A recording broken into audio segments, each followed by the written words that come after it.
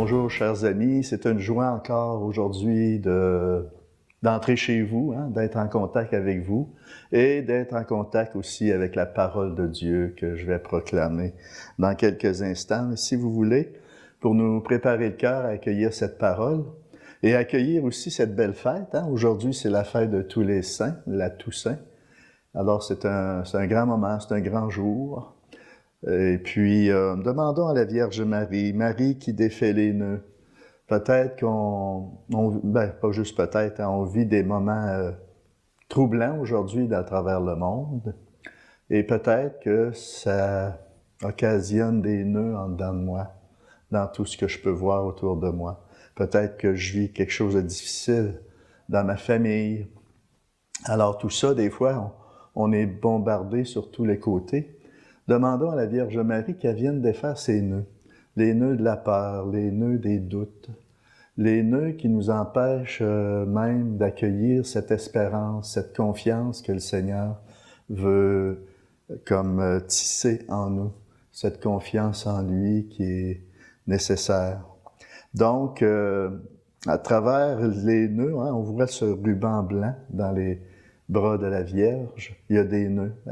Qu'elle défasse ces nœuds et que le ruban de la confiance puisse nous envelopper, puisse faire de nous des vrais disciples missionnaires pour qu'on puisse témoigner par notre vie, par notre façon d'être, témoigner de cette confiance qu'on doit avoir en Dieu, en notre Père du ciel, pour donner l'espérance autour de nous, par notre façon d'être, par nos paroles, par notre vie. Alors, traçons sur nous le signe de la croix, le signe de notre baptême, et qu'on puisse puiser aussi dans cette grâce de notre baptême tout ce dont nous avons besoin. Au nom du Père, du Fils et du Saint-Esprit. Amen. Et Vierge Marie, on veut se placer sous ton regard. On veut se laisser regarder par toi. Ouvrons nos cœurs à accueillir la parole de ton Fils, pour qu'on devienne davantage à son image et à sa ressemblance. Je vous salue Marie, comblée de grâce. Le Seigneur est avec vous. Vous êtes bénie entre toutes les femmes, et Jésus, le fruit de vos entrailles, est béni. Sainte Marie, Mère de Dieu, priez pour nos pécheurs, maintenant et à l'heure de notre mort. Amen. Notre-Dame qui défait les nœuds, priez pour nous. Notre-Dame de la confiance, priez pour nous. Au nom du Père, du Fils et du Saint-Esprit. Amen. La parole d'aujourd'hui se trouve dans l'Évangile de Saint Matthieu, au chapitre 5, versets 1 à 12. Le Seigneur soit avec vous. Évangile de Jésus-Christ selon Saint Matthieu. Gloire à toi, Seigneur Jésus. Alléluia, Alléluia, Alléluia, Alléluia. Gloire à toi, ô Seigneur. En ce temps-là, voyant les foules, Jésus gravit la montagne. Il s'assit et ses disciples s'approchèrent de lui. Alors, ouvrant la bouche, il les enseignait, et il disait, « Heureux les pauvres de cœur, car le royaume des cieux est à eux. Heureux ceux qui pleurent, car ils seront consolés. Heureux les doux, car ils recevront la terre en héritage. Heureux ceux qui ont faim et soif de la justice, car ils seront rassasiés. Heureux les miséricordieux, car ils obtiendront miséricorde. Heureux les cœurs purs, car ils verront Dieu. Heureux les artisans de paix, car ils seront appelés fils de Dieu.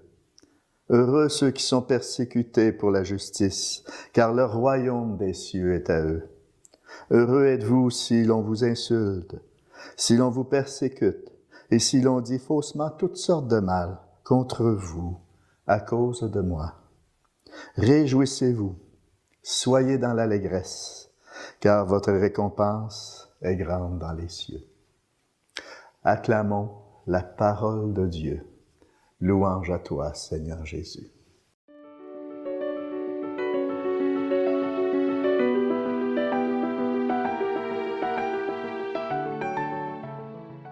Très belle parole, chers amis, hein? Ce très bel évangile. Il ne faut pas tomber dans le piège non plus de dire « Ah, je la connais, cet évangile-là, je la connais par cœur et tout. » Non, la parole de Dieu est vivante. Elle a quelque chose de précis et d'important à dire à ton cœur. Cette parole veut se graver dans ton cœur parce qu'il y a quelque chose d'important pour toi aujourd'hui. Hein? C'est la fête de tous les saints. Puis on pourrait dire qu'on est inclus là-dedans, nous autres aussi. Peut-être pas un saint canonisable, mais on est en chemin. On est en chemin, c'est ça, on va regarder ça un peu. Alors, c'est tous ces gens qui nous ont précédés, hein, qui sont déjà dans l'héritage de la gloire éternelle. Hein. Eux qui ont laissé la miséricorde du Père faire son chemin en eux. Ils ont laissé le chemin de la miséricorde vivifier chaque instant de leur vie. C'est très beau. Laissez faire le travail du Seigneur en nous. C'est ça le chemin de la sainteté. Et il va sans dire que c'est notre appel comme baptisés. Ça fait partie de notre vocation baptismale, d'appartenir au Christ dans la mort comme dans la vie. Donc, je le répète, hein, l'Église nous les propose comme modèle, comme compagnons de route. Parce que pécheurs comme chacun et chacune d'entre nous, ils ont accepté de se laisser rencontrer par le Christ. C'est là toute la différence. Ils ont accepté de se laisser rencontrer par le Christ à travers leur désir d'un. Je pense que c'est la base de toute relation intime. Hein? C'est ce désir d'être en communion l'un avec l'autre. Et c'est les mêmes choses avec le Seigneur. Hein? Est-ce que j'ai ce désir d'être en communion avec lui? Peu importe mes imperfections, peu importe mon chemin de route. Donc, les saints et les saintes ont été un modèle pour nous dans ce sens-là.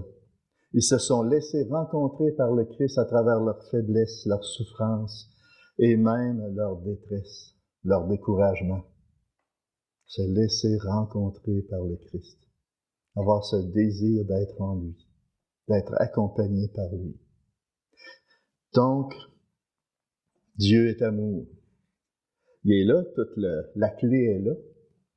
C'est l'amour qui ramasse tout ça. Dieu est amour. Dieu, c'est pas quelqu'un qui aime. Il est amour. C'est l'amour incarné. C'est ce que nous dit Saint Jean d'ailleurs. Hein? Dieu est amour. Devenir un saint, une sainte, cela veut dire apprendre à aimer. Mon doute, on a de la misère à apprendre à aimer. Pourtant, on a été créé à son image, à sa ressemblance. Être à l'image de Dieu, c'est aimer parfaitement. C'est de vivre cette croissance dans l'amour. Hein? Cette voie de la sainteté, on peut la parcourir seulement qu'avec lui. Se le redire tout le temps, hein? C'est un exercice, vous savez. Par lui, avec lui, et en lui, je veux apprendre à aimer. C'est la clé. Hein? Je pense que si on pourrait se l'imprégner dans le cœur à chaque moment de la journée, ça transformerait toutes nos rencontres interpersonnelles, toutes nos rencontres qu'on peut vivre au quotidien. Parce que c'est lui qui nous donne la grâce. Et il nous l'a donné à notre baptême, hein? Cette grâce sanctifiante qui permet qu'on puisse aimer davantage à chaque jour. Il nous l'a donné à notre baptême par le mystère de sa mort et de sa résurrection, par le mystère de sa croix glorieuse. Glorieuse parce qu'elle est offerte.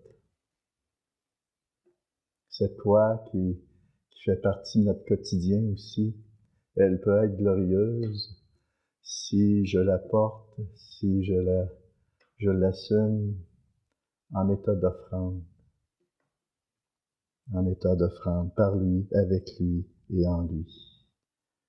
D'apprendre à travers les travers du quotidien, d'apprendre à aimer chaque jour. Apprendre à aimer en avançant et en reculant. Des fois, je peux avoir l'impression d'avancer de 2 pas, puis je recule d'1 pas. C'est l'histoire de notre quotidien. On est tous pareils. À cause de l'ivraie et du bon grain qui nous habite. Et ça, on va avoir à lutter toute notre vie avec l'ivraie qui est en nous. On aura à lutter avec ça toute notre vie. Donc, nous sommes tous appelés dans cette voie avec nos talents, nos faiblesses, avec ce qu'il y a de beau en nous et aussi avec ce qu'il y a de moins beau. Ça nous permet de rester humbles. Mais aussi, il ne faut pas rester dans cette imperfection. Il ne faut pas rester là. Je suis appelé à rebondir dans le Seigneur afin que je puisse aimer un peu plus et que je puisse aimer un peu mieux. Et c'est lui qui va venir faire ce travail en nous. Donc, l'évangile des béatitudes, qui est l'évangile de cette fête, nous rappelle deux choses importantes, je pense. On peut méditer ça.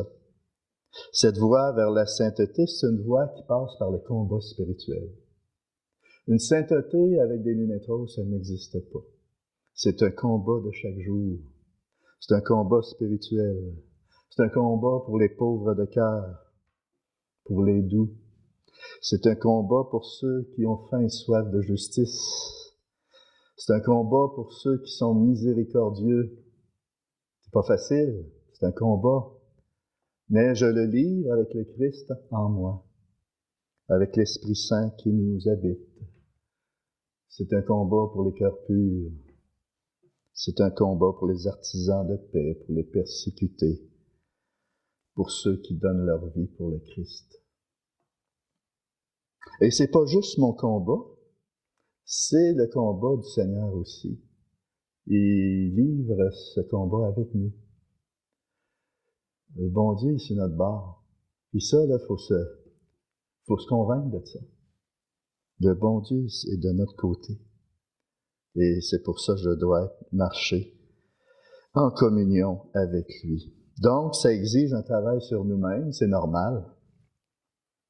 Il faut que je diminue pour que lui grandisse. C'est Jean le Baptiste qui nous a enseigné ça. Il faut que je diminue pour que lui grandisse.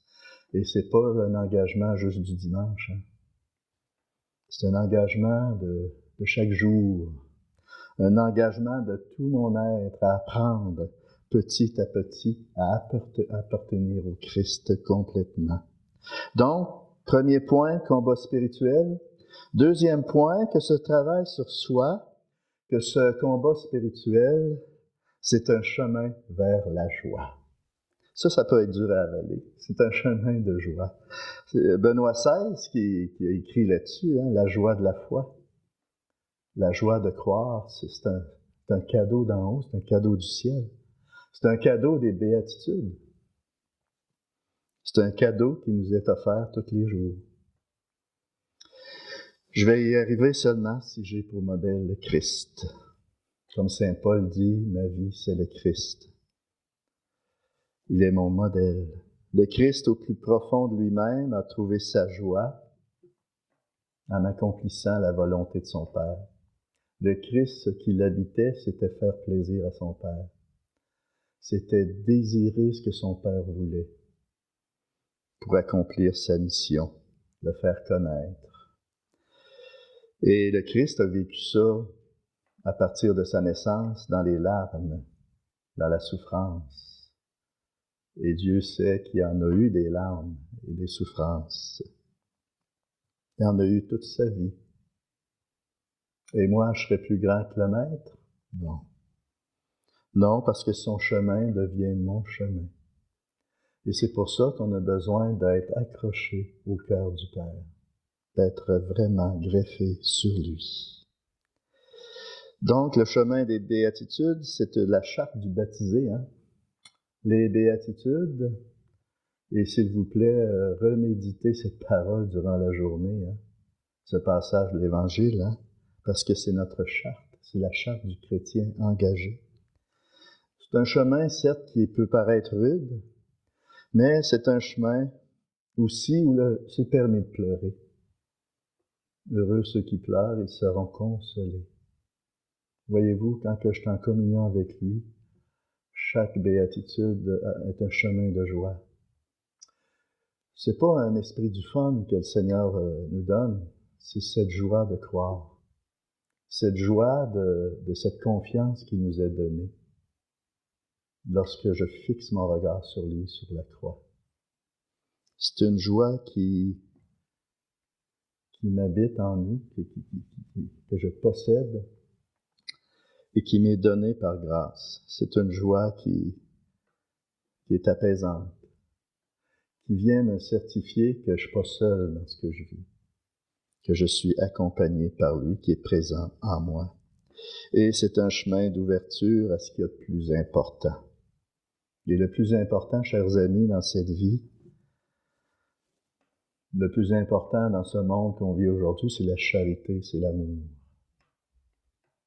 Et ça, je dois entrer dans cette certitude que le Seigneur veut graver en moi. C'est l'amour qui va sauver le monde. Et un jour, je serai jugé sur l'amour. C'est finalement Dieu, notre finalité. Hein? Ce qui est le plus important pour nous, c'est lui. Parce que Dieu est amour. Accepter de prendre les chemins des béatitudes, je termine là-dessus, c'est accepter de prendre le chemin de la volonté de notre Père du ciel, d'entrer dans sa volonté, de le désirer, de me l'approprier à chaque jour, dans les moindres petits événements de la journée, de communier à sa volonté. C'est lui qui permet des choses pour me former, pour me rendre davantage à son image, à sa ressemblance, et c'est accepter de dire tous les jours cette prière que le Seigneur nous a appris, cette prière profonde, et surtout d'en vivre, hein? Que ta volonté soit faite sur la terre comme au ciel. Ainsi, le Christ nous apprendra vraiment à aimer et à faire de nous des saints et des saintes que ce monde a tant besoin. Amen. Et sur ce, je vous bénis, et c'est ce que je vous souhaite, au nom du Père, du Fils et du Saint-Esprit. Amen. À la prochaine.